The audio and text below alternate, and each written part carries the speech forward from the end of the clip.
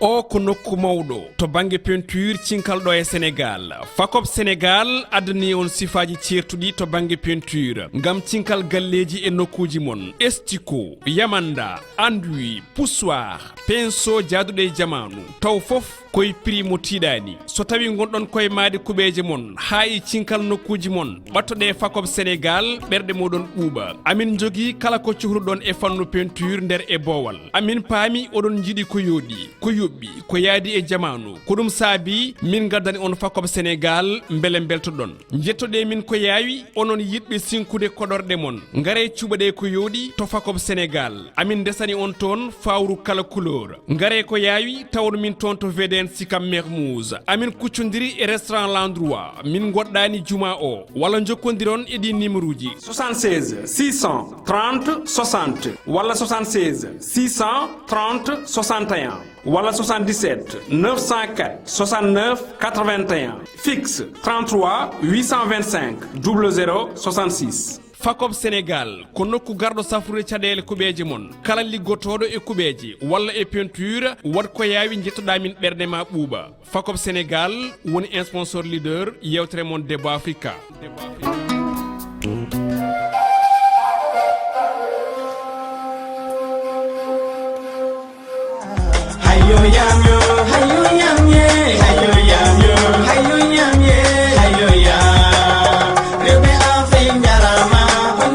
Assalamu alaikum bandiraɓe yeɓiyankoɓe Pindi TV caggal jettuɗen Allah en juule Mouhamadou Thioubadou ɓurɗo windede en jetti jinnani men en juure papa meɗen wasili meɗen Nouroudine Hammad Ari gorko mo Dara Halebe en dewre makko en juurimo ɗon dendagal sermɓe furankoɓe en jetti Allah kadi nde hokken kadi hande cellal hokken coftal ha ga mbawɗen arde joɗanade ɗo bandiraɓe e jonde meɗen nde kewɗen joɗanade ɗumen e kala saaha taw ko émission meɗen Debbo Africa taw ko ɓinguel mon bandiragal mon dewel badiragal moɗon Sali Dia debbo mañam liidu bano buuɗo sippa tawreɓe sippata jam ndi heewi waɗan ɗon en jetti Allah kadi hande kandi cawdodirɗon ɗo e debbo pullo tigui e debbo mo ganduɗa ko debbo fuutanki tigui debbo tagɗo wiyede Debbo Africa taw ko biteɗo Haby BA jeeya to e Guédé taw noon ko mo ganduɗa on gowi yesso makko par ce que on jeyinomo ɗo en bisminomo ɗo en bismirimomo ɗo so neɗɗo rewi ɗon refti ɗo tan taw ko lawol ngo rewnolngol ene feewi nden bismo hoɗon mo ɗo adan ko gonnoɗo deuxiéme adjointe maire hande noon alhamdulillah rabbil alamin Allah o woni premier adjointe maire ɗum noon eɗen mbiya yo yaaro yesso ha woni goɗɗum kadi ko ɗum towde waɗan ɗum dendagal debbo en jetti Allah kadi en jettiya waɗɓe en accompagné e émission meɗen mo ganduɗon sponsor meɗen leader sponsor Debbo Africa mo ganduɗon ko FACOP Sénégal gonɗo to e VDN Sicap Mermoz mo ganduɗa min goɗɗani restaurant L'Endroit on kadi min goɗɗani juma Mermoz o to gonde kadi ko 16 630 60 walla 76 630 61 walla mbaɗon 77 904 69 81 walla mbaɗon 33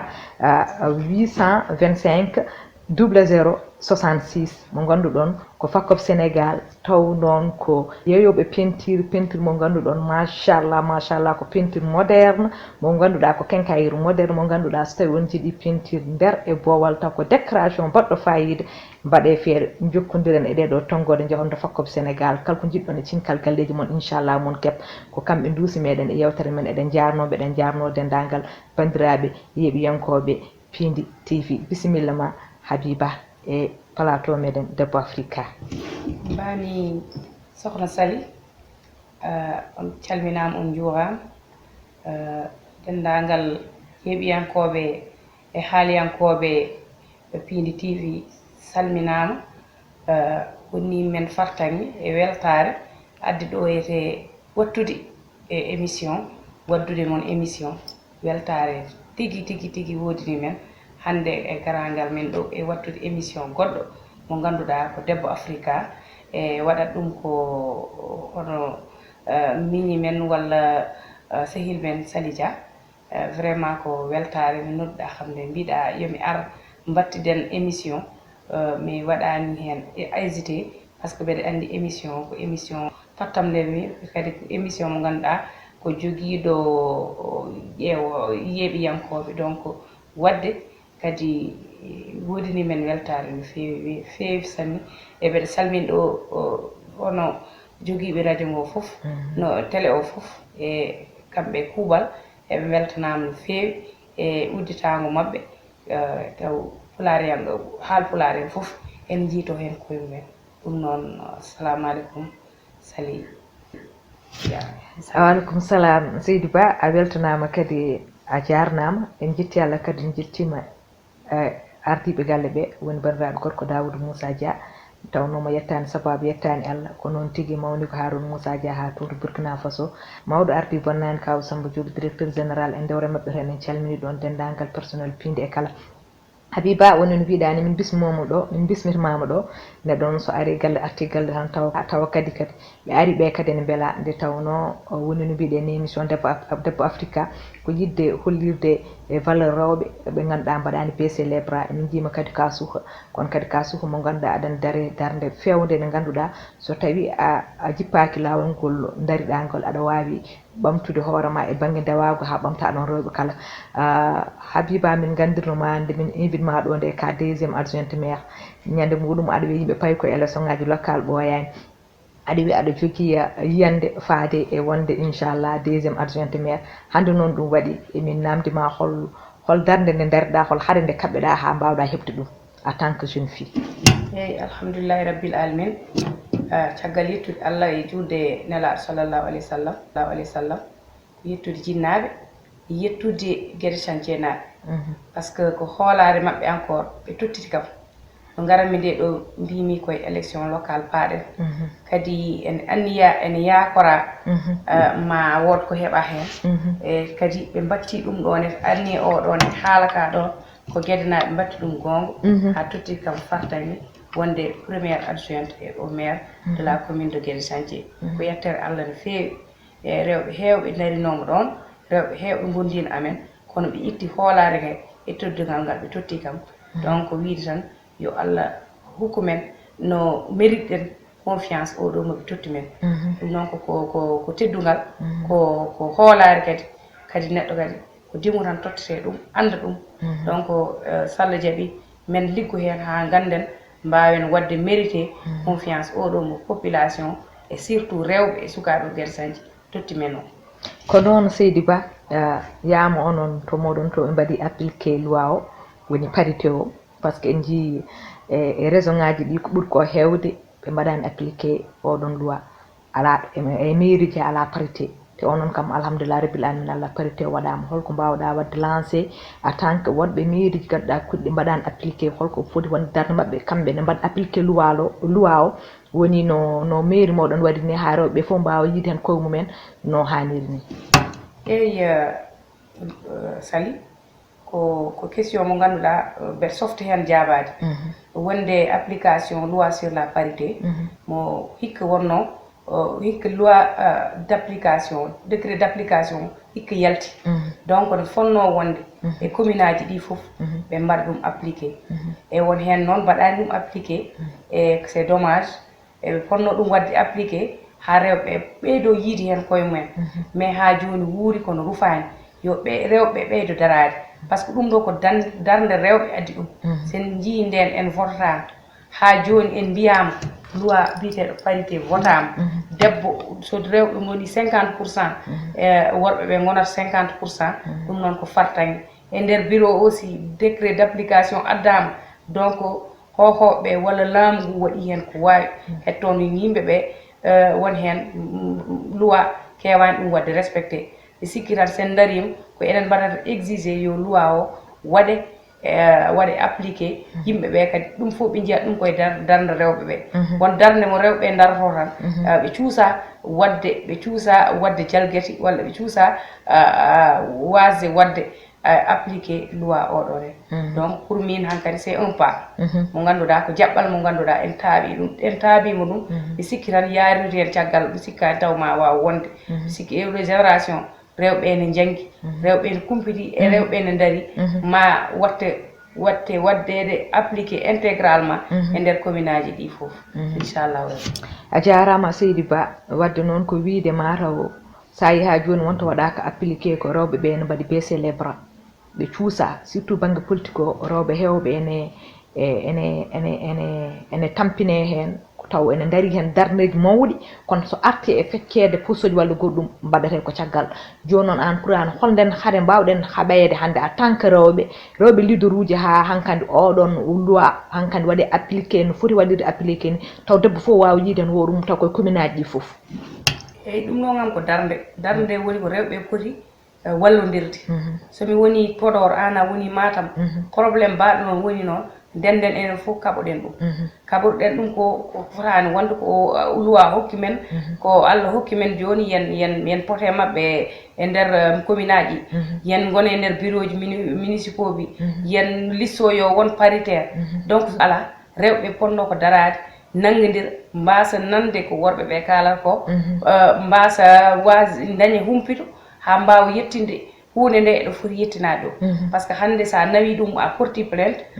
plainte o c'est force possible ma yettoy ɗo foti yettade ɗo ene waɗi kadi organisation ngaji darniɓe rewɓe e nden ɗo yete ɓeɗon so kalanama ɗum so ndewi ɗum ene mbawi wadde invalidé bureau ji ɗiɗo nen donc firti ko rewɓe ɓe poti ko wallede poti ko humpitede taw ko rewɓe hono mabɓe daraniɓe ganda hol lawol ngol ndewata ha mbawa heptude ndimaku mumen ganda hol lawol ɓe ndewata rewɓe hewɓe paama en en jogui walloɓe e oɗon fannu ko wayno ONP national de la parité nen ɗo e observatoire national de la parité nen ɗo le conseil exécutif des femmes nen ɗo e organisation AGS association des femmes juristes du Sénégal ɓen fof darini ɗo ko rewɓe ɗone so violama ene mbawi arde balla rewɓe ɓe donc ɓeɗon fof soɓe garino ɓe dañi oɗon kumpiɗo ɓe ene mbawi wadde walludeɓe e avocat ji ene mbawi walludeɓe e kollaɓe laabi ɗoɓe ndewa haɓe mbawa wonde e gonga mabɓe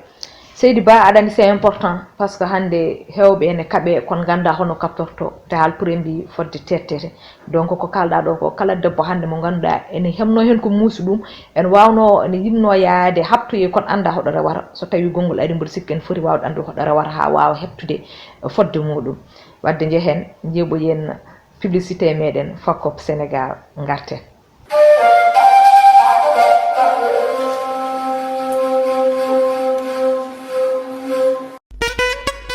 o ko nokku mawɗo to banggue peinture cinkalɗo e Sénégal Fakop Sénégal addani on sifaji certuɗi to banggue peinture ngam cinkal galleji e nokkuji mon estico yamanda enduit poussoir pinceau jaaduɗe e jamanu taw foof koye prix mo tiiɗani so tawi gonɗon koye maade kuɓeje mon ha e cinkal nokkuji mon ɓattoɗe Fakop Sénégal ɓerɗe moɗon ɓuuɓa amin jogui kala ko cohluɗon e fannu peinture nder e boowal amin paami oɗon jiiɗi ko yooɗi ko yoɓɓi ko yaadi e jamanu ko ɗum saabi min gaddani on Fakop Sénégal beele beltoɗon jettoɗe min ko yaawi onon yiɗɓe sinkude koɗorɗe mon gaare cuɓaɗe ko yooɗi to Fakop Sénégal amin desani on toon fawru kala couleur gaare ko yaawi tawon min toon to VDN Sikam Mermoz amin kuccodiri e restaurant l'endroit min goɗɗani juma o walla jokkodiron e ɗi numéro ji 76 630 60 walla 76 630 61 walla 77 904 69 81 fixe 33 825 00 66 Fakop Sénégal ko nokku garɗo safrude caɗele kuɓeje mon kala liggotoɗo e kuɓeje walla e peinture wat ko yaawi jettoɗa min ɓerde ma ɓuuɓa Fakop Sénégal woni un sponsor leader yewtere mon DEBBO AFRICA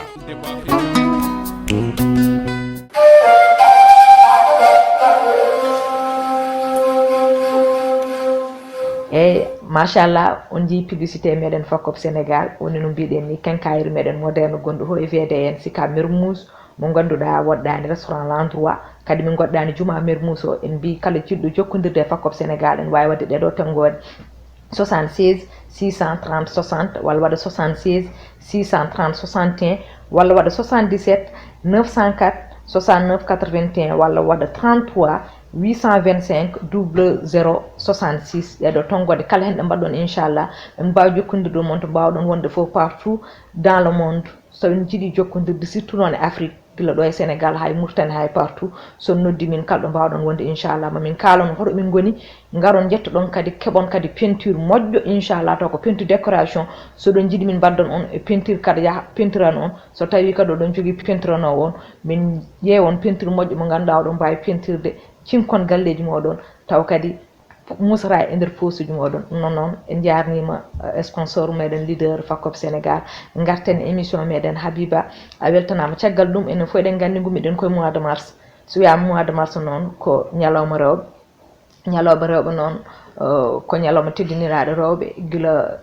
ɗo e leydi ndi hay caggal leydi partout dans le monde kono noon min nanino oɗon jogui noon hon ñalawmaji rewɓe on jeehi ha to gueɗe sañce ko ɓooyani koye ndeɗo yontere yaltade e ñalawmaji rewɓe jogui ɗon toon ɗi ko holko wonno yiyandema holko tak noon umanade oɗon ñalawma rewɓe beele ko premier moɗon édition walla ko deuxiéme édition walla eyyi jarama Sali mbeɗa waɗa rendre hommage lewru ndu joni maya lewru ndu ko rewru rewɓe wonno mois de la femme 8 mars o noon ko journée ƴettaɗo e nder lewru ndu ñalawma ƴettaɗo e lewru ndu pour wadde rendre pour weltinde rewɓe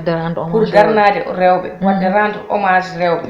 eyyi noon yimɓeɓe woni hen mbaɗa fête uji woni hen mbaɗa séminaire uji woni hen mbaɗa hirjinnoji woni hen mbaɗa foof dal e hebloji oɗon mois noon ko mois mo ganduɗa debbo foof en foti hen yitade hoore mum e nder mois oɗon noon minen min ƴetti ñalawmaji min mbi ɗiɗo ñalawmaji min jahat min mbadde rewɓe amen rewɓe ganduɗa taw ko rewɓe darinoɓe e darde politique surtout e darde économique e darde social min mbadda e mabɓe e on ñalawma ɗum waɗi min ƴetti le 27 o anjum amen gonde notre parrain mo ganduɗa docteur Cheikh Oumar Anne eyyi kanko wallita amen weɓnani amen e oɗon ñalawma o wi rewɓe fotani darade tan ñande foof ne mbaɗa politique tawa mbawa wadde ñalawmaji ɗiɗo hen ha kollira darde mumen ha kollira courage mumen ha kollira aussi capacité de mobilisation mumen ha kadi jaltina caɗele mumen ha mbawa ɗum safranede ko ɗum waɗi oɗon ñalawma min mbaɗi ɗum le 27 o min mbaɗi ɗum jum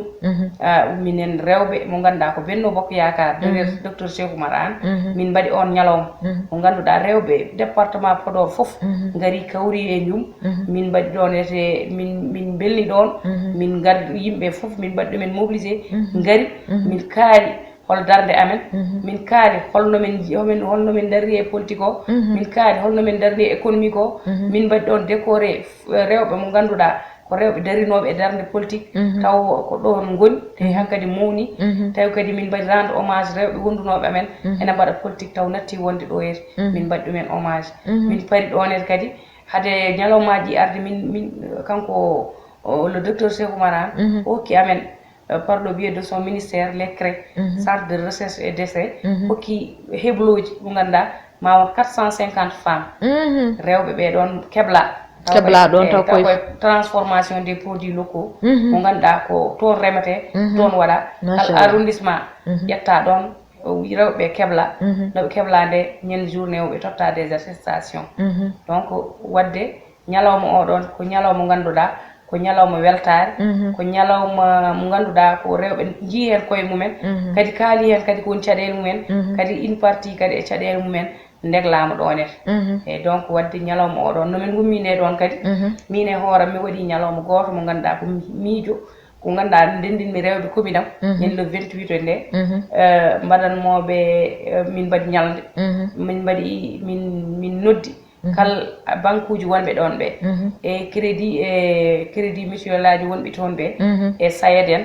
e enda en ɓe gari eɓe miijuno amen holno men mbaɗat hamen dañi financement ji minen rewɓe ɓe e BND en donc ɗum ɗon kadi ko ñalawma goɗɗo mo ganduɗa mbaɗi spécialement mbaddumi ɗum koye rewɓe commune am rewɓe commune ma eyyi machallah ɗum waɗi fayida no fewi kono noon e oɗo ñalawma mbaɗɗon toto jum taw ko ñalawma rewɓe département de Podor foof walla ko fuutankoɓe fof tan jinmi ko andude beele ko Podor naɓe tan walla hay Matam naɓe ene jaa hen Matam naɓe woni invitaɓe kono ko ɓuuri hewde kam ko Podor naɓe eyyi beele ko premiére édition moɗon walla ko deuxiéme walla ko premiére édition amen ok premiére édition moɗon on mbaɗi ñalawma baɗɗo noon wadde fayida beele oɗon jogui yiyande hankkandi kala mois de mars oɗon mbaɗa ɗum walla eyyi inchallahu rabbi kala mois de mars momen ƴeew no min ƴettiri min mbatta ñalawma baaɗo noon par ce que min jii ñalawma baaɗo noon ko ñalawma ɓeydade e amen par ce que momin dañde hebloji momin dañ ɓe kokki amen hay biyeji makka kanko docteur Cheikh Oumar emo yaaduno hokki amen 26 biye makka hokki amen un financement de 250 millions ɗum ɗon ko pour renforcer les craies kadi o wi mo waɗan amen installer les centres de recherche et d'essai dans les 4 communes dans les 4 arrondissements arrondissement ji 4 gonɗiɗi e département Podor mo wat toon centre uji mo ganduɗa taw ko rewɓe tan e sukaɓe keblete hen ko faate waylude en ko faate micro entreprise en kala ko ganduɗa ene nawa debbo walla nawa suka yeeso ene waɗe toonete donc ɗiɗon somin dañi ɗiɗon ñalawmaji kadi ko batteteji gonga e kadi ko batteteji ɓeyde fewndede aɗa première édition et toujours ɗum ɗo ko essai mais saɗa watta kadi ɓeydata miijaɗe ɓeyɗa fewnude ɗum donc wadde kono mbiɗani première édition à chaque fois wonat ko essayage ɓiyonde en wawi wasde fewde programme uji meɗen enen kewi yiide enen Sénégal naaɓe walla noon enen fulɓe ni jomum ƴetta programme tan kono so yeehi ha yettama nder heɓa caɗele beele ne jaaɗon nde onon ummi ɗon ɗo e Dakar taw ɗon fuutankoɓe ɓe ne jaaɗon toon nde beele programme o waɗi réussite e so a nani wiyama réussite tan beele ko ɓuuri hen ko hewde kam woni réussite walla programme won caɗele goɗɗe ɗe jiiɗon hen ɗe ganduɗon oɗon ñaago walla oɗon jiiɗi so konngol ari so deuxiéme édition mon ari beele oɗon mbasa dañde ɗeɗon caɗele eyyi alhamdoulillahi rabbil alamin nomin mbaɗi no organisation rewi lawol yimɓe gari e doole min mbaɗi une forte mobilisation te kadi mobilisation ko rewɓe tan gari ɗon woɗɓe worɓe ngala hen hay so gari ko cadre uji tan gari responsable uji politique ko ɓen gari mais neɗɗo yimɓe fof gari e jaam koote jaam ñaami jari keyɗani tampani donc wadde sa dañi ɗum dental pongal noon a dañi ɗum e dental tan wiyata ko dental ngal waɗi réussir kadi programme mo no jiɗnuɗa lelirade ni lelirima noon mbiyata ko waɗi réussir donc wadde minen min mbiyat tan ko alhamdulillahi rabbil alamin tawi ko une première fois a waɗi a dañi ɗum ɗon eta mbiyata ko an kam a waɗi réussir e paari mo jannoɗa o gonga Seydi Ba wadde garten ga e adjointe maire mo mbaɗeɗa o en tant que premier adjointe maire kadi ko debbo kadi ka suuha mbiɗa ñanden caggal ne mbaɗɗon ɗum le 27 an le 28 a heeɓi joddade e commune ma mo joddiɗa o kadi wonko jewtiɗa e mabɓe beele ɓe mbawa wallede financement uji ko wayno no ko wayno en tant que gonnoɗo deuxiéme adjointe joni a woni premier adjointe emin mbawi andude haaɓi hoto visata beele aɗa ɗamini wonoyde maire beele aɗa ɗamini élection ngaji législative payaɗi ɗi yimɓe payi koye député ji e yimɓe gandi foof liste uji eɓe cohli hen parité rewɓe worɓe beele ɗum foof won aɗa jogui projet ji pour wawde fooɗanade ɗum en tant que soko debbo beele mbawa hebde eyyi aɗa andi neɗɗo kam saɗa waɗa politique a dañat ambition daña yiyande daña ɗo jiɗɗa ɗo paaɗa alhamdulillahi rabbil alamin guila ɗum ɗo ɗum ƴetta natɗen e nder politique eɗen jogui ambition ngaji men kadi en kulani kadi mi sikki tan yimɓe fof ne gandi darde darande de kadi wona darde par ce que aɗa waɗe ɗon haade goɗɗo arde par ce que koɓe gandi aɗa waɗi ɗum mérité eɓe gandi a dari darde mum wadde ɗum ɗon foof jombani men kadi en kulani ɗum kadi eɗen jogui fandare e dañde ambition pourquoi pas mi wiyata ene waɗi député ji ene waɗi haut conseil ji ene waɗi beaucoup hunde mo ganduɗa ko heewi ene yaaji mo ganduɗa eɗen poti wawde wonde ɗon eɗen poti wawde wonde ɗon eɗen poti ɗum eɗen jogui kadi cuusal mum eɗen jogui kadi pellital mum eɗen jogui kadi harallagal mum pour wawde waɗede ɗon par ce que wonɓe ɗon ɓurani men haydara ɓurani men jangde ɓurani men tawi ko base politique kadi ɓurani men ɗum alhamdulillahi rabbil alamin donc wadde en joga cuusal hiɗede wonde ɗum ɗonete wadde aɗa jogui projet ji wonoyde maire walla wonoyde député inchallah député maire walla haut conseillère walla en tout cas maire kam inchallah rabbi ene joga quand même ene joga ambition yidde wonoyde ɗum ko Allah noon jogui ko Allah jogui neɗɗo ne wawi tan ko yidde kono ko Allah jogui tan fof ko Allah gasno ene wonde e nder ambition Seydi Ba yam hankkandi en gaari siɓɓitinde yewtere men konngol ma mbayni ko eyyi ko ko mbasitoɗa kadi rewɓe en tant que debbo leader ayi hande rewɓe hewɓe nana e nder Fouta taw ko famɗinaɓe doole ene jiiɗi kono cuusa surtout e banggue politique o woni leader uji politique ɓe worɓe ɓuuri hen hewde ɓe gandu oɗo debbo ko debbo mo ganduɗa so puusama tan yahat kono jamais ɓe puusa ɗum ko wayi noon ɓe kewi helde bibji mumen taw noon ko mbawi ko liggade ko mbawi ko wadde e diwanuji ko mbawi ko wadde ɗo e commune aji mon kamɓe mbawa wadde ɗum hollo message ma mbattaɓe lancé eyi ko weltare arde ɗo émission artude ɗo émission Sali vraiment anne ɗo gonɗa ɗo e liggey mo mbatta o aɗan dari hen darde ma no fewi kadi en mbi neɗɗo debbo walla suko waɗa yo fewnu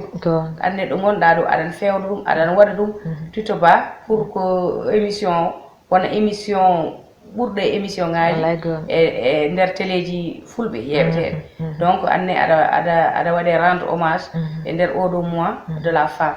kadi ko weltare kadi artude ɗo yete haaldude e bandiraɓe haltidde e bandiraɓe e wadde kadi remercier no garɗen nde ɗo yete en mbaɗi émission on jeehi kadi Allah hokki men woni Allah jarama kadi on jarama kongulam battiniɗo e rewɓe yoɓe dar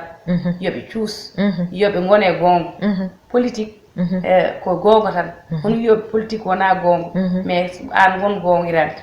an jogoto personnalité ma an andu ko jiɗɗa sa andi ko jiɗɗa worɓe ɓe ballete worɓe ɓe ballete wona ko haare ni mais aussi ko stratégie andu no jaaruɗa yimɓe andu no godirɗa e mabɓe jogo kadi une ambition wona kokketede ɗum ɗo miyetaji ɗiɗo kalis tan janggo ari monnanma avenir ma politique anne gom hoore ma ganda ɗo pawɗa koyngal ma ganda holko woni avenir ma e nder politique o sa waɗi noon tan jogoɗa kadi alliéji